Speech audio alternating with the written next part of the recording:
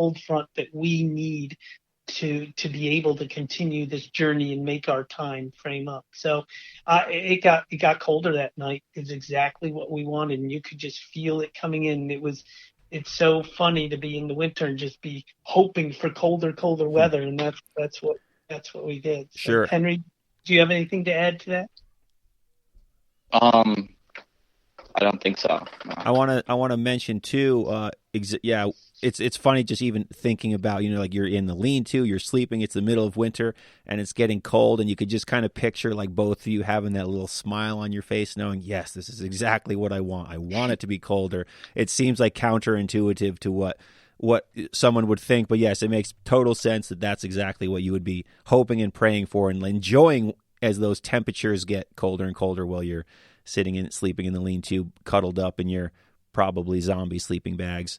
Also, too, what you mentioned about the trees and that being worried about that, sleeping in a tent, that is definitely a concern for anybody, and people should be aware of that idea that the trees can come down. There's a friend of mine who was an Adirondack guide for a long time, and she died guiding a group of hikers in the backcountry. She died from that exact thing. A tree fell on her tent while they were out there, so that can definitely happen. It's something to be aware of, and another reason why definitely staying in lean-tos should be preferred. I know a lot of people like the solitude and the privacy of the tent, but it is something to just be aware of and be cautious of. It's easy to overlook that concept of trees coming down, but it very much can and does happen. So day 6, also saw on day 5, you guys saw a bald eagle. So that's cool. That's exciting. But day 6, so you guys were at the Stevens Pond lean-to. It got colder overnight. So I imagine you're going to crank out some miles this day. Take me through it. Yeah. Yeah, this was definitely a big day for us. One thing that Bethany had said to my dad, who he'd passed on to me, is that once you get to Blue Mountain, it's really the home stretch. And so we knew that this was a day we were going to hit Blue Mountain. So at least for me, that was definitely in the back of my mind, just as a driving force, just this is a big day. And once we get through this, it's not too much left. Mm-hmm. And so for day 6, we were able to kind of start off and get a feel for the trails, which were really, they hardened up.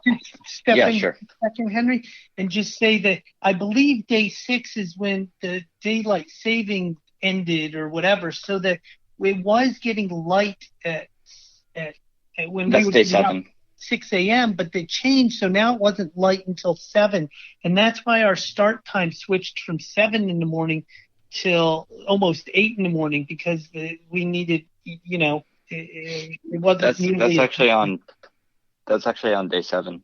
Oh, was it day 7? Okay. Yeah, we just had a later start, day 6. Okay. Yeah, but anyway, for day 6, we were able to start off, and we were feeling that stark difference from the day before. The trail conditions had definitely hardened up, so we were able to just make good time. We used snowshoes for about 50% of the day, and we were able to get away with just boots for 50% of the day. And so from Stevens Lean-to, it was about a 3-mile stretch to the road. And then from the road, we knew that there would be some day hikers who maybe would go to Blue Mountain. So we were expecting that trail to be broken. So we were in a good mood. We were making good time, and we got cell service on the first 2 miles. So we were able to call Bethany and call my mom and just kind of get back in touch. And so we were feeling good, feeling connected, and we were able to just get to the road. And then we saw that the trail was broken with a couple who had planned to go to Long Lake. And we later learned that they were on their 6th or fifth or sixth section hike of the NPT. And so most of that trail was already broken by them and another party that had gone in for the night. And so we were able to make really good time up to Blue Mountain. And there were some sections on like snowmobile roads.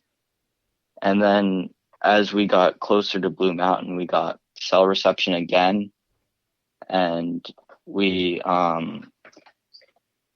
Bethany Garrettson had been putting some stuff on Facebook about our FKT, and she'd shared with us some of the responses to it, which were all positive. And that was like just really inspiring and great to know that people were supportive and that they cared about what we were doing.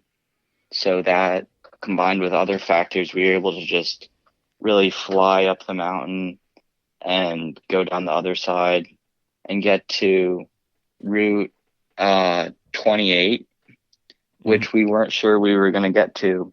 We thought we might have to camp because it was just about a 21 or 22 mile stretch to a lean-to, which we thought would be a lot.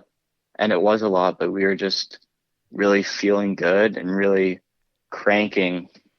And there was, from 28, there's like a section of a mile or two on the road to get to Long Lake. And we were feeling so good. We were thinking about just going up the lake and camping at one of the lean-tos at the end of the lake. But we knew that would be just too much. So we were able to get to Hidden Cove Lean-to for the night.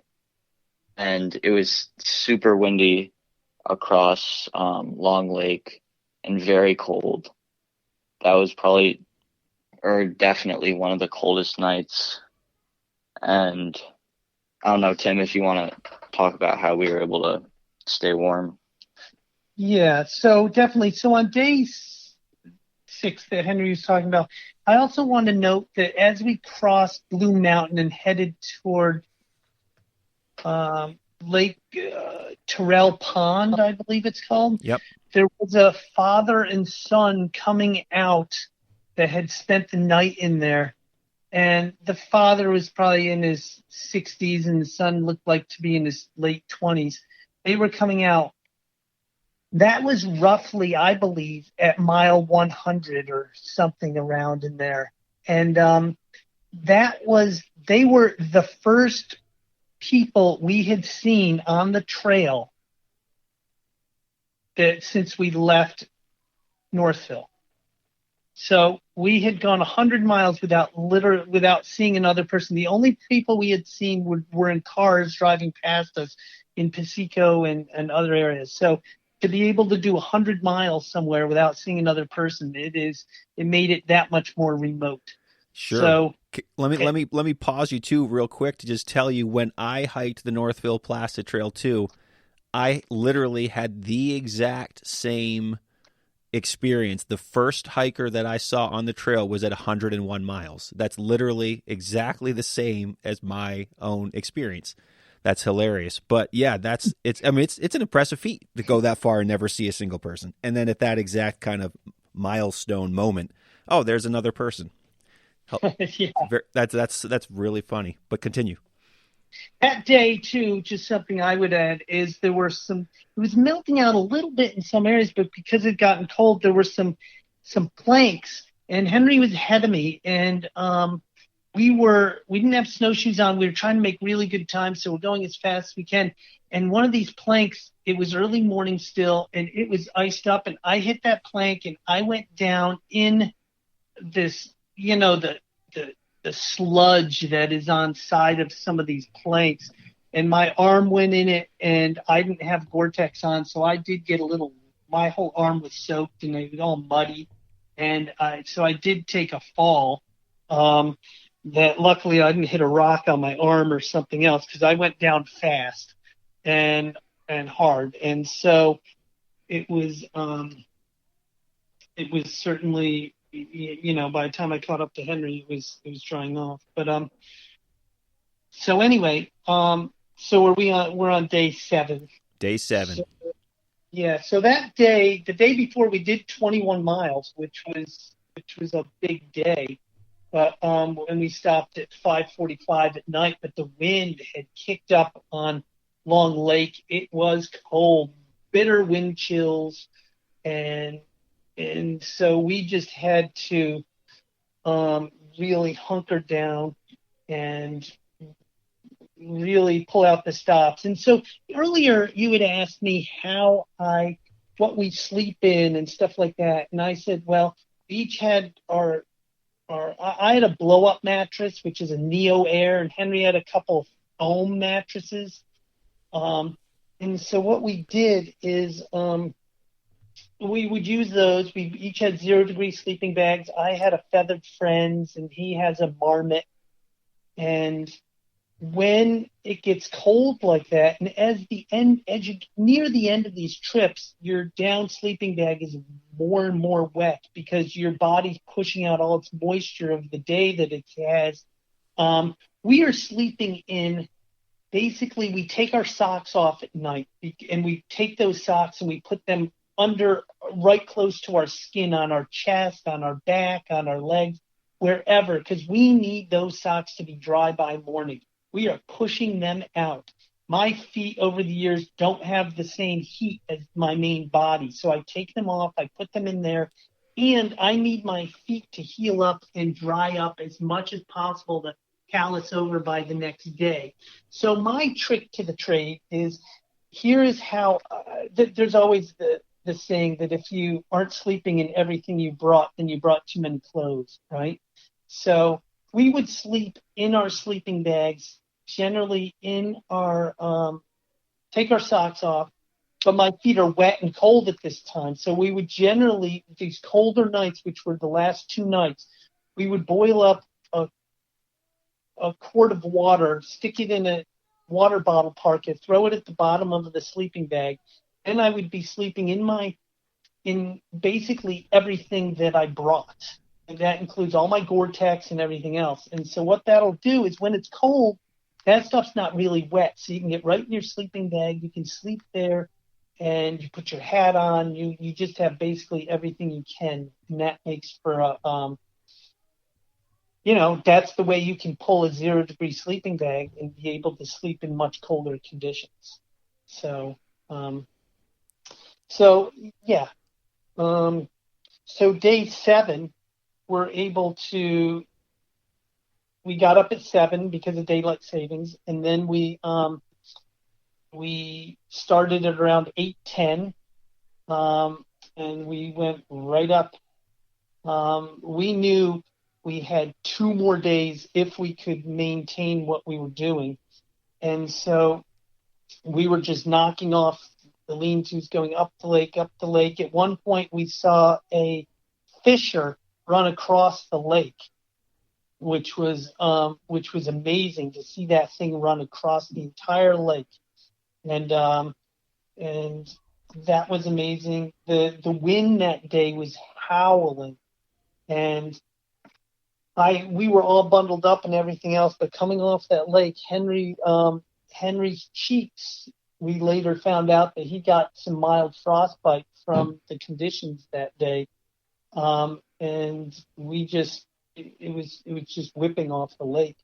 So as we got further north, we finally turned off of the lake and started heading up toward the Cold River region. And we knew once we turned, it's basically a straight line, and we're heading right toward Placid. So we had Placid in our sights. And earlier in the late fall, maybe even December, we did a reconnaissance mission with Bethany in the Cold River region. It was a 30-mile loop. So we were familiar with a lot of that area. So we just wanted to get up there and see. So we were just pushing. Now, as Henry had mentioned before, we were following ski tracks, but the ski tracks were getting more and more, they were getting harder to follow. And so we were doing our best to try to follow them, but a lot of times we were just on our own. and trying to just